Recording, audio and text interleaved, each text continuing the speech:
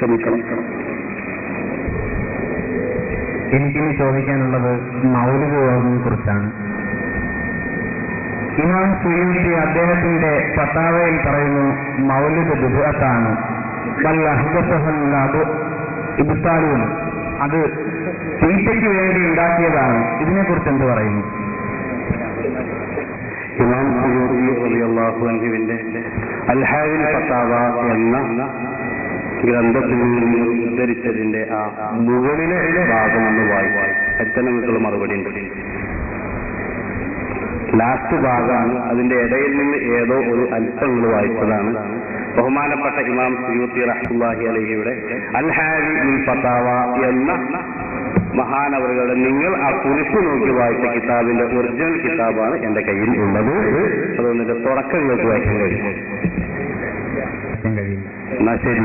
മാത്രമല്ല, ഇതാണ് മുജാഹിദുകളുടെയും അതുപോലുള്ള ആളുകളുടെയൊക്കെ പരിപാടി. ചില കുറിപ്പുകളും ചില കഷ്ണങ്ങളും ഒക്കെ എഴുതി കൊടുക്കുക, എന്നിട്ടത് വായിപ്പിക്കുക, അതല്ലെങ്കിൽ അത് വായിക്കുക, ജനങ്ങളെ തെറ്റിദ്ധരിപ്പിക്കുക എന്നുള്ളത്. ബഹുമാനപ്പെട്ട ഇമാം സുയൂത്തി റഹ്മത്തുള്ളാഹി അലൈഹി ഈ ഗ്രന്ഥത്തിൽ മാത്രമല്ല, അൽ-ഹാവിയിൽ മാത്രമല്ല, അർ-റദ്ദു അലാ മൻ അൻകറ മൗലിദൻ നബി, നബി സല്ലല്ലാഹു അലൈഹി വസല്ലമ തങ്ങളുടെ മൗലിദ് ഓതാൻ പാടില്ല എന്ന് പറയുന്നവർക്ക് ഖണ്ഡനം എന്ന പേരിൽ ഒരു ഗ്രന്ഥം ഇമാം സുയൂത്തി റളിയല്ലാഹു അൻഹു രചിച്ചിട്ടുണ്ട്. മാത്രമല്ല, അദ്ദേഹം വായിച്ച ഈ കിതാബിൽ തന്നെ വളരെ വ്യക്തമായി കൊണ്ട് തന്നെ പറഞ്ഞിട്ടുണ്ട്,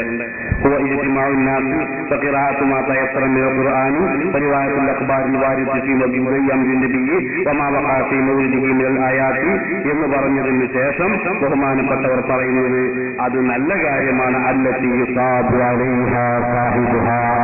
അത് പ്രവർത്തിക്കുന്ന ആളുകൾക്ക് പ്രതിഫലം ലഭിക്കുന്ന വലിയ പുണ്യമുള്ള കാര്യമാണ്.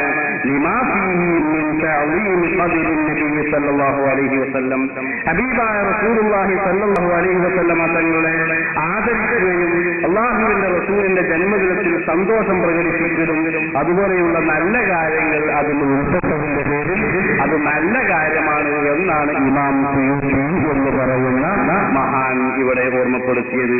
ഇമാം സുയൂത്തിയെ ഒരിക്കലും മുജാഹിദുകൾക്ക് തള്ളാൻ കഴിയില്ല.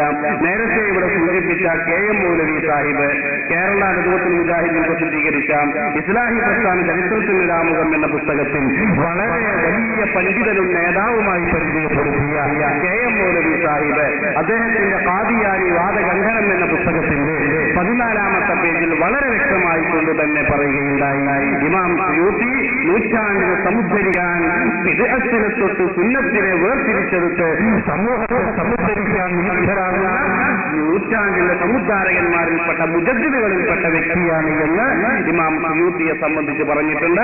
ആ ഇമാം സുയൂത്തി റഹ്മത്തുള്ളാഹി അലൈഹി വളരെ വസ്തുനിഷ്ഠമായി ഓർമ്മപ്പെടുത്തിയ വിഷയമാണ് മൗലിദ് കഴിക്കുക എന്നുള്ളത്. പിന്നെ ഖണ്ഡിക്കാൻ വേണ്ടി ബഹുമാനപ്പെട്ടവർ ചില ആളുകളെ ഉദ്ധരിച്ചിട്ടുണ്ട്.